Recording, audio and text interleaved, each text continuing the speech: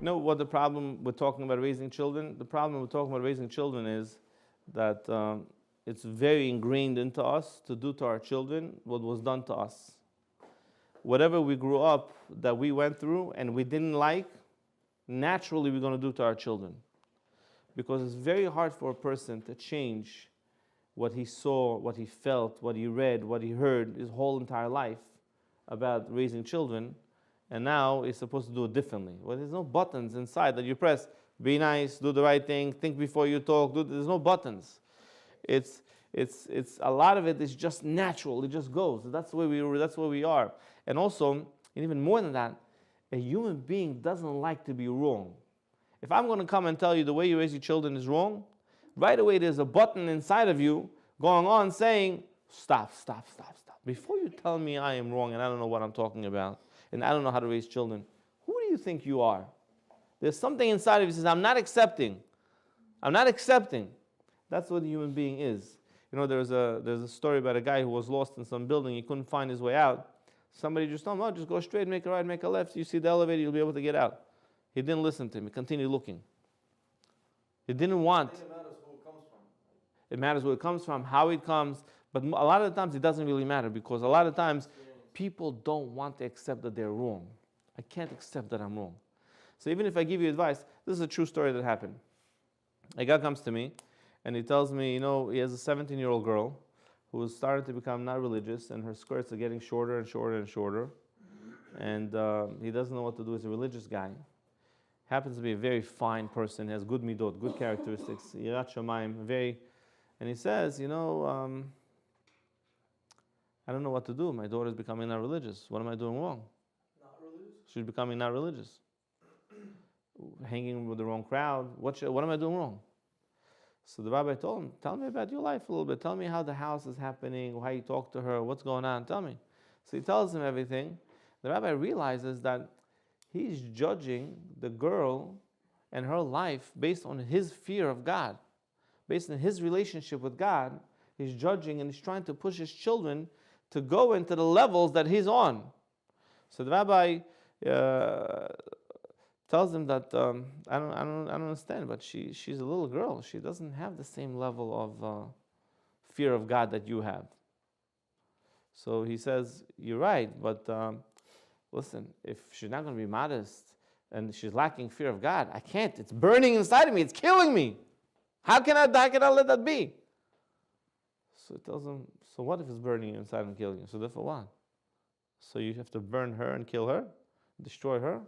So what if it's burning? You want to be afraid of God? You be afraid of God. You can force her to be afraid of God. You can force her to keep the religion. She's just going to hate it more. Yeah, she's going to hate it more. That's not how you make people, that's not how you push people to be religious. You're not supposed to push people to be religious. Certain things you're supposed to close your eyes. So you know what the guy said to him? To this rabbi? He said to him, everything but this. I can't. The fear of God, if it's missing, it kills me. It burns me inside. What does that mean? The rabbi is telling you, you're making a big mistake. You're going to make your daughter not religious. You see it's not going the right way, and he's not willing to accept the advice. He's not willing to accept the advice. I know one rabbi, every single one of his children is not religious. Every single one of his children is half religious, and the other half is not religious. Most of his children married 4 or 5 times. Because this rabbi, it's all or nothing. It's God. It's God, God, God, God. Fear of Hashem. Love of Hashem. It's all or nothing. Yeah, but he's a little kid. He doesn't understand fear of Hashem, love of Hashem. What does he understand? What are you pushing him for? No, it has to be very fanatic. Everything is fanatic. Very little success in his kids' lives. Very little success. And you know what? He still does the same thing. And he does the same thing to the people that pray in his shul. Meaning, pushes them all the way, all the way. It's God, I love God. That's a fake religion. And he loves nobody but himself. It's fake. And the truth is, I think he's going to burn in Gehenom for so many lives and so many families that he destroyed, and so many marriages. It's hard to say this, but this is not religion. Hashem doesn't want us to push people into religion and to force people into religion and give them things that they cannot handle to do, and they're going to hate the religion. That's not what it's all about. You know, well, let's talk about chinuch for a second. What is chinuch? Chinuch in Hebrew it means to educate your child, to teach your child, right? So what does the word chinuch in Hebrew mean? The word chinuch defines what it means to raise children. What does the word chinuch mean in Hebrew? Anybody knows any idea what chinuch means? It also means choking or something. Oh yeah, there is. You're good. Wow. The word lachnok in Hebrew means to choke. Yeah, but that's two different words. Two different words. A lot of men think chinuch means to take your husband, to take the child by his neck and to choke him and to get him to do whatever it is that you need to do. Lachnoch. But lachnoch in kuf is to choke. Lachnoch, chinuch in Hebrew with that kuf, with a chaf sofit in the end, it means a gentle chinuch. It's a kuf with a gentle sound. It means a gentle push. But what does the word chinuch mean? מה זה חנוכת הבית? When we build a new home, we do חנוכת הבית, חנוכת המזבח. What does that mean? What's Chanukah got to do with the house? What's chinuch got to do with the house?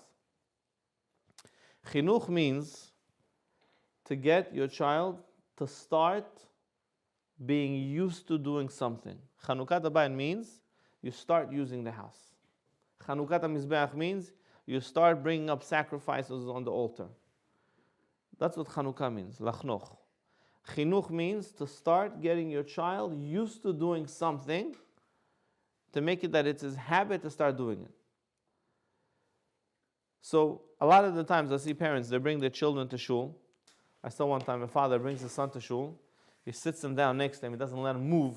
He's not allowed to move from next to my seat because shul is not a playground. He puts the siddur in front of him, puts the siddur in front of me. He opens his siddur, he opens the siddur, put his finger in place. Shema Yisrael over here. Shema Yisrael. And the child looks here, looks there, and the father says, no. Every few minutes else the child is pushing him, Shema Yisrael. And the child is looking at his father and is like, I'm not interested. And he's pushing him to do it. That's not called chinuch. What's chinuch? Let's learn from Avraham Avinu. Avraham Avinu, par excellence, the ultimate human being in the world. Avraham Avinu has 3 guests coming into his house. You know what? Let's make it better. Let's do classical Bukharan home style. Forget Avraham Avinu. Classical Bukharan home style. Yeah, 5 guests showed up in your house, right? 5 guests showed up in your house with your parents, this, that. Now, unexpected sort of. What now? What? You have kids in the house. You have a couple of daughters, a couple of children. What are you going to do now? Order out. No, we're talking about a regular classic Bukharan home. Saying, help me out, whatever. Yeah, classic Bukharan mother. To do his daughter, Shifra, do this, Bracha, do this, do that, you do this, you do that, you bring the chairs, you do that, you do this, you do this, you do that. And she's going to do some stuff also, right? That's the classic Bukharan house. Is that the way to go? It's not the way to go. What? I should slave and they should watch me? That's the way to go? They learn in the process how to treat them. That's right. Train them. Right? Yeah, they're not doggies. They're not doggies. We're also not doggies. We're also not doggies to be trained, right? That's right. Avraham Avinu, let's go back to Avraham Avinu now. Avraham Avinu has 3 guests. 3 Arabs are coming to his doorsteps. He's 100 years old. He has at least 316 servants, according to the most lenient opinion. 316 servants, according to the lenient opinion. There are opinions that he had thousands of servants. But Avraham Avinu has servants. He's one of the richest and most powerful men in the world. When he wanted to bury his wife, people wanted to give him land for free. They didn't want to take money from him. Just please use our property. The most powerful man in the world. He has 3 Arabs coming into his house that do avodah zarah and don't know anything about God. Does Avraham Avinu tell his kids to start doing things? What does he do? First, he runs outside in the heat. First, he waits outside in the heat for the guests. After he waits for the guests and he sees them, finally he runs to them. He washes their feet. He bows down to them. After he washes their feet, my guests, come in. He brings them in. He runs to the kitchen. He tells his wife the guests are here. He runs to the animals. He goes to get the animals from the barn. What's the matter? Avraham Avinu. You can't send Ishmael to get the animals from the barn? He runs to the animals to get the animals from the barn. He comes, he brings the animals back to Ishmael, and he says, Ishmael, the guests are ready. Please prepare the animals. When does he ask his son to do something? Only after he shows what it means to him to bring in guests. Only after Avraham Avinu shows his children, his family, his household, he doesn't ask his servant to do it. He himself does everything. He showed them how important it is to bring guests into the house. And the hottest day in the world, he waits outside. So you should see how important it is to bring guests in the house. And then he says to his children, can you help me out, please?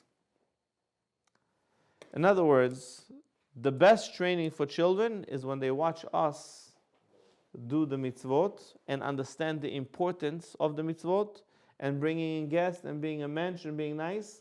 And then we get them involved and we do it with them. Many mothers, unfortunately, because they work a full-time job, and they come home and they're very tired, they pretty much use their children as the helpers. And their excuse in their head is, I'm very tired, I have a full-time job. But all you're doing is you're creating a person in the house that feels that I'm the servant over here. And my mom doesn't really care, because the child doesn't understand things. So if you have young children, the way to really train them and to really make them grow in a way that they want to do kindness and they want to do nice things and they want to help, and they don't fight with the husband about, you help, is you have to sort of set a good example. You have to show them what it means and what it's all about. And only then ask them. That's what Avraham Avinu did. He could have told Ishmael to go run get the animals. He wanted Ishmael to see him run get the animals. Which is a little weird because it's not so respectful for the guest. Avraham, you are the host. Stay with the guest a little bit, right? The Bukharin man, he sits on the couch when the guests are there and he's saying it's not respectful to leave them. Bring the food, Ne'elah. Why? You can't get up and show them that they're important to you and you want to be involved in bringing the food? No, I can't. It's not respectful to leave the guests all by themselves. Avraham Avinu did not feel like that. Avraham Avinu felt the most important thing for me is to train my children in my household how to bring in guests. There is a true story that happened in Europe. In Europe, people were very, very poor, and Jews didn't have rights like they have now. There's a big rabbi by the name of Rabbi Elchanan Wasserman, the student of the Chafetz Chaim. He was the biggest student of the Chafetz Chaim, a very tall fellow, very holy man. There's a story that he once came to some rich guy's house in America, and the dog, anytime somebody would come to the house, the dog would jump on him and want to eat him. But when he came, the dog didn't move. He froze like he saw the angel of death or something. He didn't move until he didn't finish what he needed to do in the house. He spoke to the household, the owner. He got his donation. When he walked out of the door, the dog woke up. Crazy stories about this man. He was a very holy man. Rabbi Elchanan Wasserman, on a muddy day, came to a very rich person's house in Europe, and he felt very uncomfortable to walk into the house because he had mud all over his boots, all over his clothes, a very rainy and muddy day. How is he going to walk into this rich person's house and dirty his carpets and dirty his couches and dirty the house? You can't. So what he thought is, I'm going to go in from the back door, from the kitchen door. I'm going to knock on the kitchen door, and they're going to open the door. And the kitchen is more tiles-like, and I'm not going to dirty the whole house. And then I'll talk to the owner of the house over there in the kitchen. So he does that. He goes and he knocks on the back door, and the lady of the house opens the back door because that's where the ladies are. They're in the kitchen. I'm just joking. She opens the back door, right? And Rabbi Elchanan comes in, and she rushes to get her husband. When her husband sees Rabbi Elchanan in the kitchen, he almost faints. Rabbi, what are you doing? He goes, what do you mean? What did I do? How could you come in from the back door? He goes, I don't want to get your couch dirty and your carpet dirty. Rabbi, my children, my wife, I wait for you to come into my house once a year so they should see how I treat Torah and how I honor Torah. You coming from the back door? What are you teaching my children? What are you teaching my wife? You come into the living room. He doesn't let him take off his shoes. He come into the living room with his mud. He takes him to the living room, sits him on the couch over there, and his kids are all watching. And his wife is like in awe. And this guy says, Rabbi, what's going on? How can I help you? And the Rebbe understood the message that to this rich man, more important than anything, all these couches and all these carpets and all this nonsense, was what are my children learning in this house? What are they watching? What are they doing? What am I doing? The whole purpose, this whole house is for my children to grow up to be normal human beings. And they're going to see my Rebbe coming in from the kitchen, from the back door. The point is, the way to really raise children is by real good example. Real good example comes from working on oneself. You work on yourself, she works on herself, you guys are growing. And these examples, the way you grow, the way you treat other people, the way you talk on the phone, your children listen to every single thing you're saying. You know, I have a boy in my yeshiva that told me, my father is not really religious, he's a faker. His father goes to learn Torah every single morning. He takes tefillin to every bitwina to give people tefillin, so they should put on extra tefillin, people come without tefillin. He says, my father's not religious, he's a faker, he said to me. I said, why? He said, my father gets on the phone, 2 minutes, he already says Lashon Hara. 2 minutes, he's already started to talk bad about people. What kind of religious person is that? He's a 12th grader. What kind of respect is this child going to have for his father? What kind of respect is going to see my father mouths other people, talks bad about other people? What is he going to do to himself? How is he going to talk about people when this child grows up his whole life, listening to his father and his mother's conversations on the phone? That's what affects our children. Bottom line, if you want to raise good children, you have to be a good person. You have to be a good example. That's what makes good children. There is a study that they made. I read this a long time ago. I don't know, maybe numbers changed. That the child uses like 18% of his brain. A child uses 18% of his brain, but if you give him compliments and you give him positive words and reinforcements, he gets up to 64%, 65% of his brain ends up being used. A big difference, just by compliments and good words. I think they said also, they made a study that a child that sees parents who are smiling a lot, smiles a lot in school. And when he smiles a lot, the teacher looks at him all the time, because people always look at people at faces that smile. So because the teacher looks at him all the time, his success rate is much higher. Because he's always smiling, the teacher loves looking at his face. When the teacher looks at my face, I'm looking at his face, I'm learning a lot more.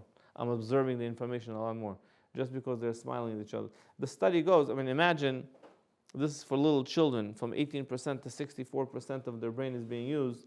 Imagine, if the children will grow up like that, and this will happen to them when they're adults also. The husband, if he comes in complimenting his wife, not only the marriage is going to become stronger, also what's going to end up happening, it's going to give his wife energy and strength and abilities and capabilities that she didn't even have before. And his wife is going to give him capabilities that didn't have before. It's hard for me to give you a compliment, but if you compliment me and I compliment you and we constantly grow like that, it's easier for me to do things for you. It's easier for me to die for you, because I see that you care so much, you're giving your soul to me. So then I'll be able to give you my life also. Okay, thank you very much for listening and for coming. And hopefully, we'll be able to imbibe this information into our hearts. No questions? That's it. We're done.